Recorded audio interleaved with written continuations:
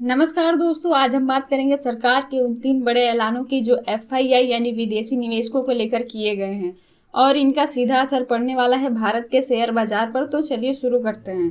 मान लीजिए आप एक बड़े विदेशी निवेशक हैं, आपके पास करोड़ों अरबों डॉलर का फंड है। सामने है अमेरिका, यूरोप, जापान और भारत जैसे तमाम विकल्प। अब अगर भारत आपसे कहे सरकारी बॉन्ड पर टैक्स नहीं, मुनाफे पर टैक्स नहीं, एनआरआईज को ज़्यादा निवेश की इजाज़त और नियम भी आसान, तो क्या आप भारत नहीं चुनेंगे? यही किया है सरकार ने। मकसद है बॉन्ड मार्केट और शेयर मार्केट को दुनिया के लिए आकर्षक बनाना। तो पहला बड़ा फैसला है जीसेक यानी गवर्नमेंट सिक्योरिटीज में निवेश पर टैक्स की छुट्टी।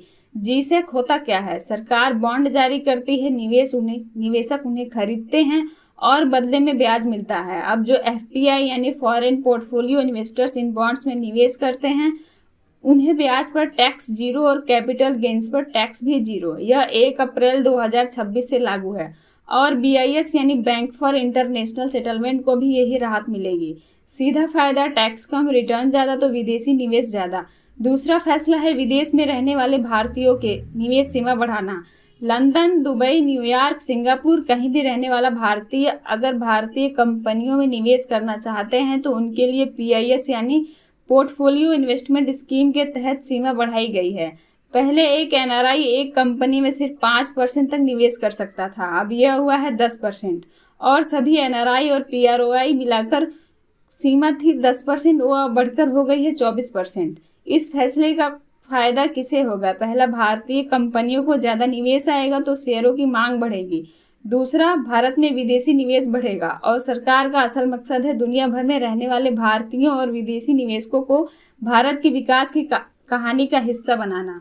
तीसरा और आखिरी बड़ा फैसला है जीसेक में निवेश के नियमों को आसान बनाना। एफएआर यानी फुल्ली एसेसिबल रूट में अब 15 साल, 30 साल और 40 साल वाले सरकारी बॉन्ड भी शामिल किए गए हैं, यानी निवेशकों के पास ज़्यादा विकल्प हैं। इसके अलावा 4 बड़ी पाबंदियां हटाई गई हैं। Short term investment limit term खत्म, कंसंट्रेशन लिमिट खत्म, सिक्योरिटी वाइज लिमिट खत्म और जनरल और लॉन्ग टर्म कैटेगरी को मर्ज कर दिया गया है। कुल मिलाकर निवेश की प्रक्रिया बहुत आसान हो गई है। अब सवाल उठता है सरकार ने ये सब एक साथ क्यों किया? देखिए, भारत दुनिया की सबसे तेजी से बढ़ती अर्थव्यवस्था में शामिल है, लेकिन सिर्फ अच्छी ग्रोथ काफ़ी नहीं है। विदेशी निवेशकों को चाहिए आसान नियम, बेहतर रिटर्न और स्पष्ट नीतियाँ। इसलिए सरकार ने टैक्स राहत, निवेश सीमा में बढ़ोतरी और नियमों को सरल बनाने के ये तीनों कदम एक साथ उठाएं। अब आप सोच रहे होंगे यह तो विदेशी निवेशकों की बात है, हम आम आदमी को क्या फर्क पड़ता है? सीधे तौर पर शायद नहीं, लेकिन अगर विदेशी निवेश बढ़ता है तो कंपनियों को ज़्यादा पैसा मिलेगा, सरकार को बॉन्ड फंडिंग आसान होगी, बाजार में लिक्विडिटी बढ़ेगी और लंबे समय में आर्थिक गतिविधियां मजबूत होंगी। यानी इस खबर की लहरें भारतीय बाजार और अर्थव्यवस्था को जरूर पहुंचेंगी। तो एक नज़र में तीनों फैसले, पहला जीसेक पर एफपीआई के लिए ब्याज और कैपिटल गेन्स दोनों पर जीरो टैक्स 1 अप्रैल 2026 से लागू। दूसरा, एनआरआई इंडिविजुअल लिमिट 5% से 10% और टोटल पीआरओआई प्लस एनआरआई लिमिट 10% से 24%। तीसरा, एफएआर में नए बॉन्ड्स जोड़े, 4 बड़ी पाबंदियां हटाई और 2 कैटेगरीज मर्ज किए।